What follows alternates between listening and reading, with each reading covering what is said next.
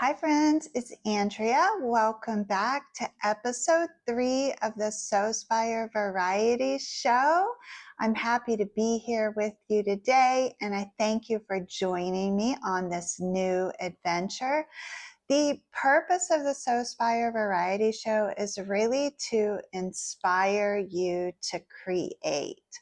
I am a huge advocate for creativity. So, in a nutshell, I am leaving lots of space for this new adventure to evolve and turn into what I hope to be is something awesome.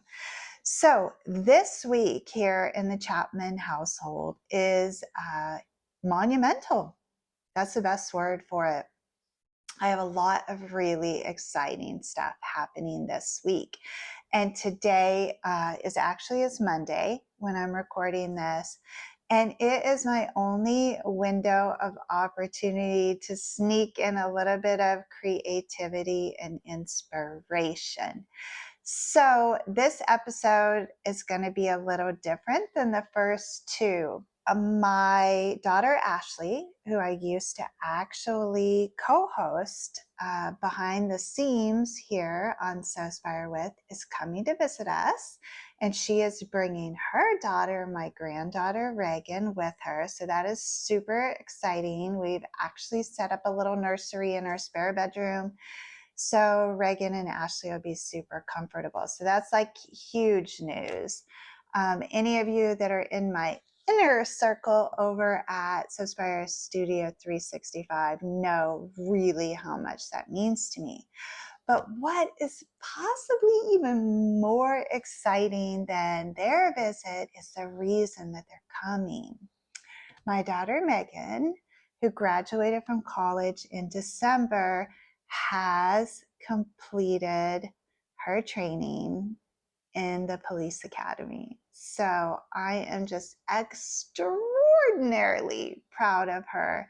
And the whole family's coming in so we could celebrate her graduation from the academy and that massive milestone in her life. So all of that is happening this week. Wednesday, Thursday, Friday, Saturday is just going to be a lot of family time and a lot of celebration. So this is going to be an abbreviated version of the Sewspire Variety Show. But just know that I am finishing up my coursework this week, taking my final exam tomorrow morning. And then I will have a big chunk of time opening up that I can really refine this show and hopefully bring it to fruition before my classes start in the fall. I'm going to be taking probably 15 credits in the fall. So I'm setting a goal for myself to actually record content every single day on this 6-week break. So I'll be sure to let you know how that goes. But those little chunks of inspiration that I'm going to record over the summer will be used in future episodes of the Sewspire Variety Show. So I can kind of spread out the work over those more labor, time intensive periods of my life.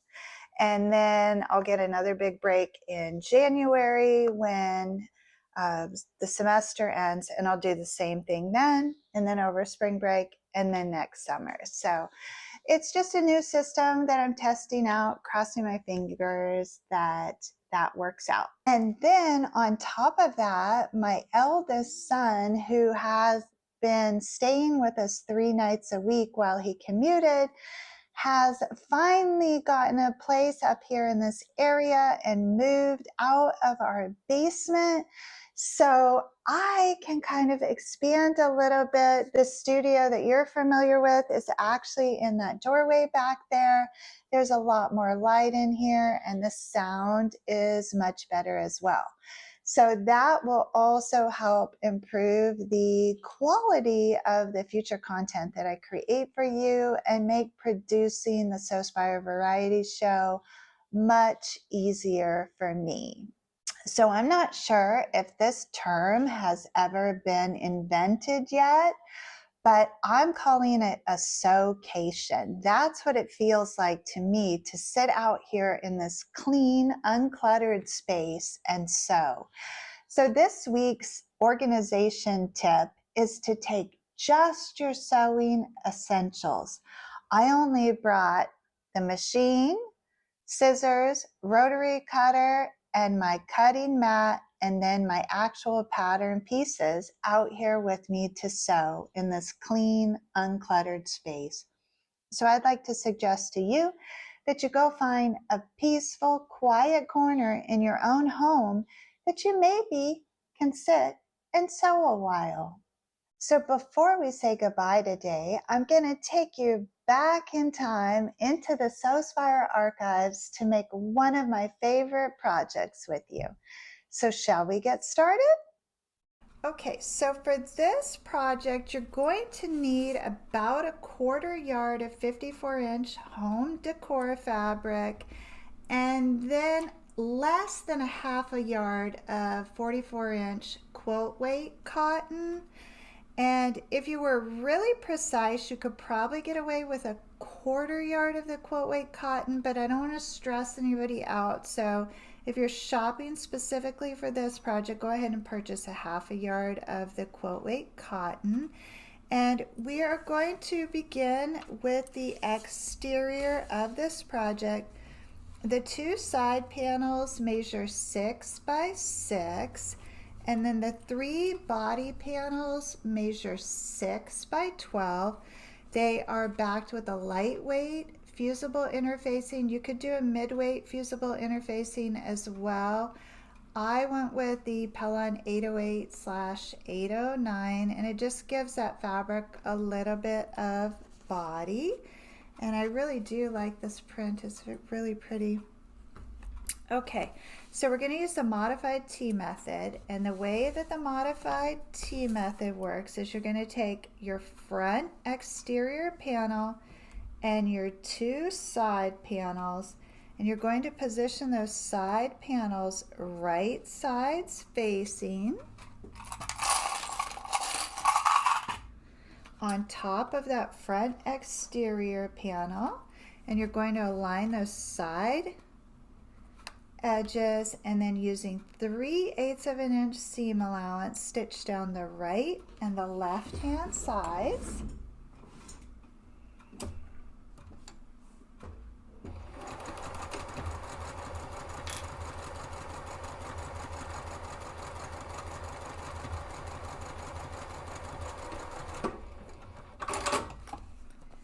And I do back stitch at the beginning and the end. For this project, I'm using a 3.0 stitch length and a 90/14 needle.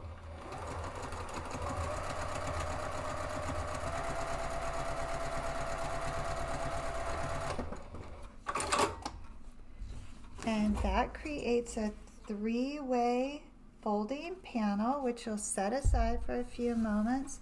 Then you're going to take the rear exterior panel and the base exterior panel, position those right sides facing. They are also backed with the Pellon, and using the 3/8 of an inch seam allowance, join those panels along that one long side.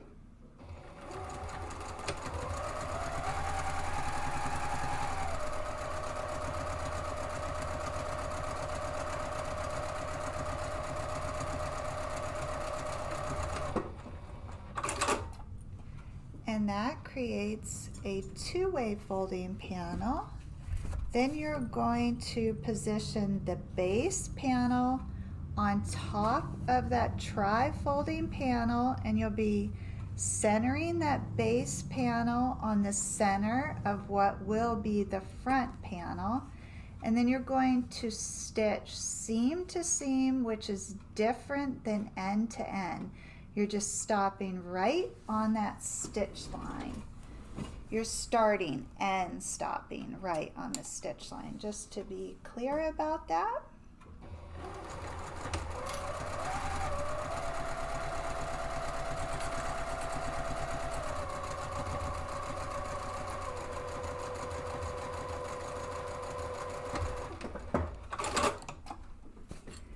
and then that creates the fat T, hence the T method. So the modified T method then calls for you to align the base of the sides with the side of the base. And I like to work one side at a time.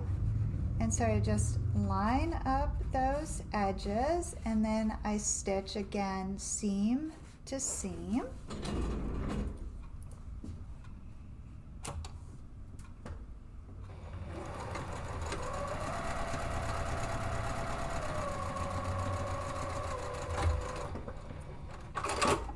Then I'm going to repeat that process on the opposite side. I'm just aligning the edges and stitching seam to seam.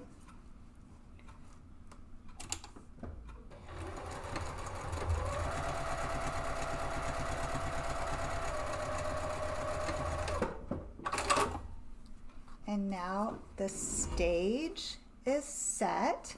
You just need to raise up that remaining side wall and align those sides and then stitch from the top to the seam.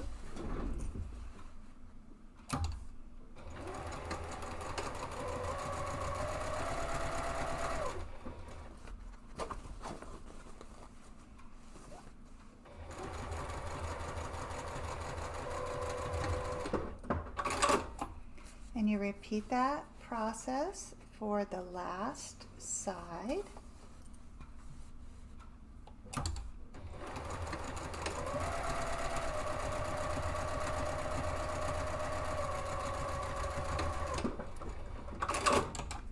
And then you should have a rectangular box. If you created a second identical one, you would have a darling little rectangular cubby box. We are going to take this project to the next level and we are going to incorporate 2 square boxes on the inside of this, which will then offer us a 2-way divided interior. I really prefer this modified T method as opposed to the original T method because it results in such a nice corner. Everything's just aligned so beautifully. So once you turn your exterior around to the right side, go ahead and turn over that top edge about a 1/2 inch. I like to turn over the sides first and get a clip in each corner. And then I could just pull and guide over that center, and it usually turns out pretty straight.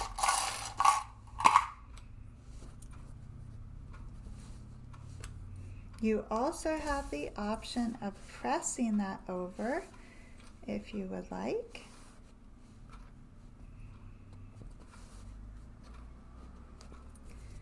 And that's what it looks like on the inside. I really love this fabric. It's so sweet. Okay, using the same modified T method and 10 6 by 6 inch squares, you're going to create 2 cubes for the interior.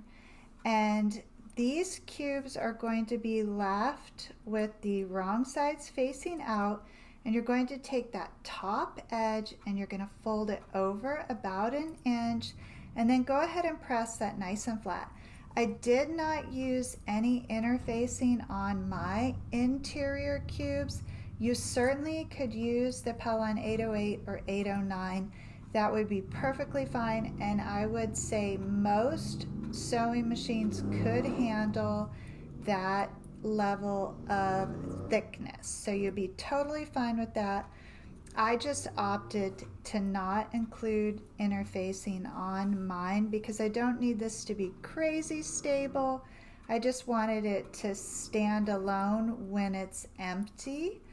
Okay, so what you're going to do after you get the 2 boxes crafted using the modified T method, which just to review for you, is attaching the sides to the front panel and then the base to the rear panel, and then joining your 3-way and 2-way panel to create that large T.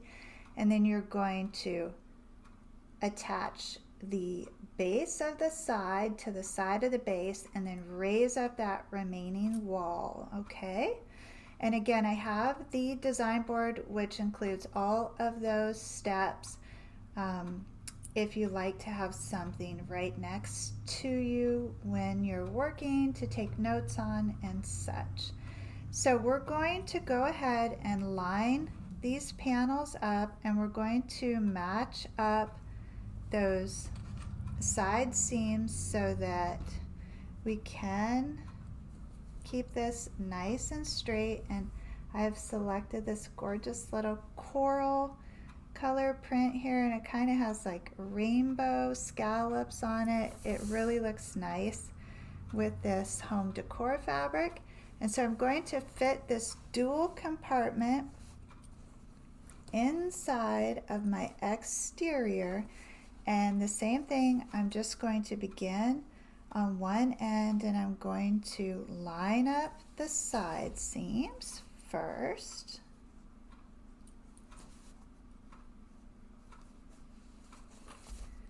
And then I'm going to pull on that front panel and line that up nice and straight.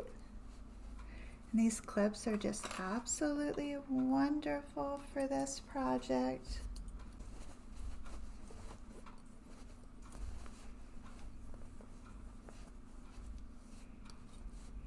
All right, so here's what I have so far. It's darling. Now I want to craft 2 narrow straps to go on each end in case I need to move this around. These little straps are very handy to do that. This is a wonderful caddy for holding like fat quarters, for holding all your sewing supplies and such. In fact, that's what I'm going to use it for on my work surface here. So I will be sure to share a picture with you all on Instagram and Facebook of what that looks all loaded up. But in order to craft these little straps, which measure 3 by 8 inches, you are going to use my standard strap method, and that involves pressing that fabric in half long ways, then bringing those outer edges inward to meet on that center press line, and then folding that over to create a 4-ply strap. For this particular project, I did insert some of the Pellon 1.5 inch strip on that center channel, and I pressed that down, and then I folded the strap over again. I wanted the strap to always stand up and have that stability, so that's why I incorporated the interfacing in that. So then what you're going to do is just run a row of stitching down that open edge to finish that strap up.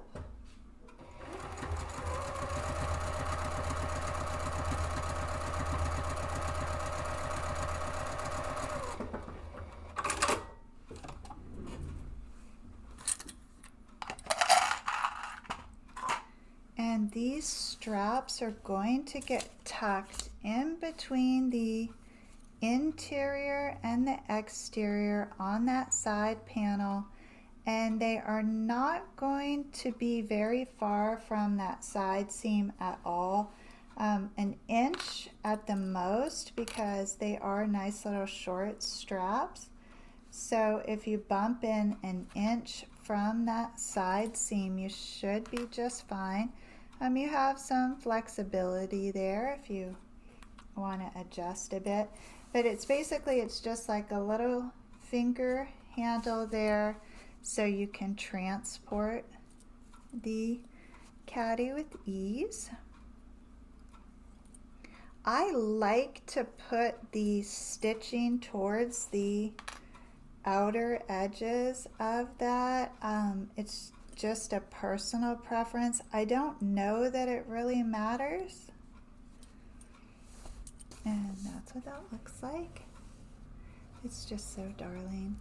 And it's really a wonderful size too for your work surface. So now what you're going to want to do is stitch from the center divider around the edge and then stop at the center divider.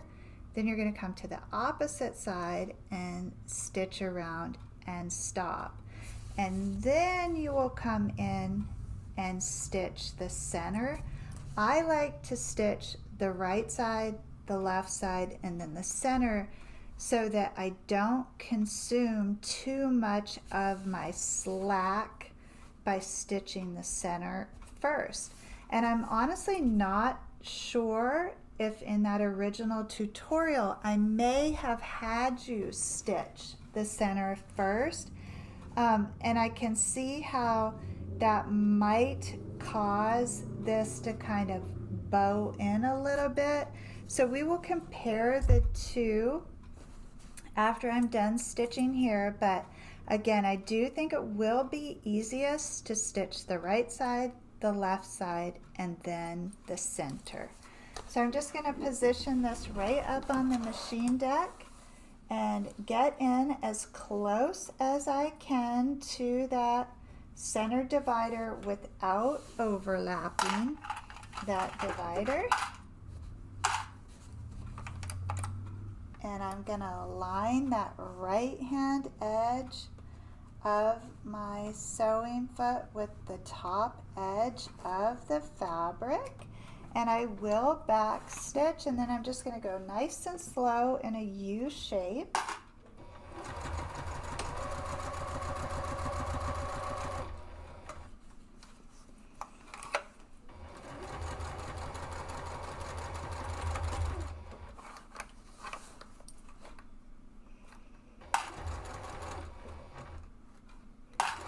When I get to those handles, I'm going to back stitch to reinforce.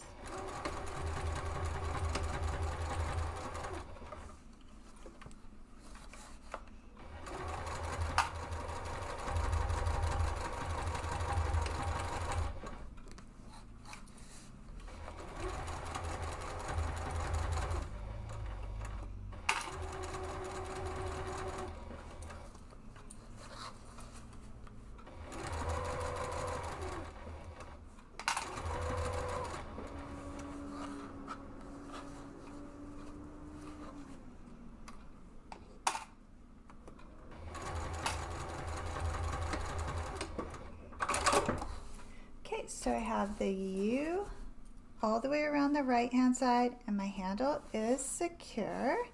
I did have to remove those center clips as I approached that, so I'm just going to replace those so that nothing shifts, and it's looking really good. Now I'm going to put the opposite side up on the machine deck, and I'm just going to back it in so I hopefully start right where that opposite stitch ended.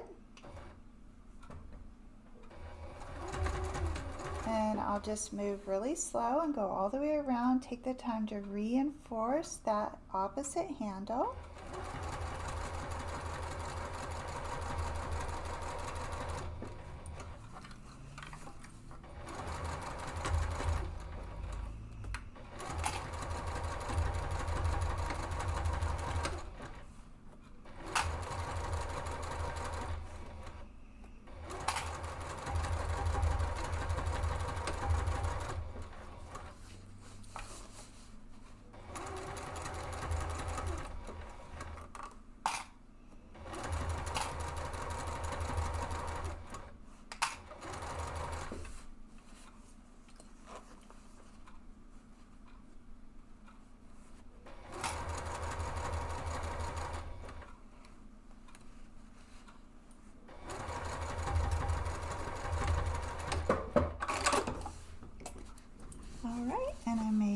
All the way around there. I just want to tuck that lining back in. And now the last thing that I have to do is to stitch together that lining in the center. If you were really clever, you could fit a little lining inside of there. Maybe you could even install a little zipper That would definitely be a fun sewing challenge. So what I'm going to do is just pull this nice and taut and then fit that up on the machine deck and stitch from end to end there. So I join up those 2 stitch lines. I want to align everything so it's nice and straight. And for this part, it helps to just kind of back the project in, lift up that foot and back it in so you start right on that seam.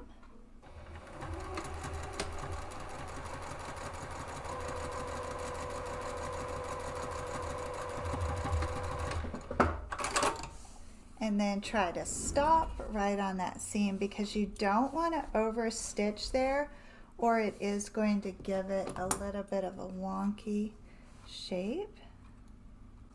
And this turned out great. It's so cute, right? Just like I promised, fast, fun, and functional sewing project. And it doesn't even use that much fabric, less than a half a yard of fabric, and you have a really stylish caddy to get your surfaces organized. As promised, we'll compare the two with or without the interfacing, and you can tell a difference.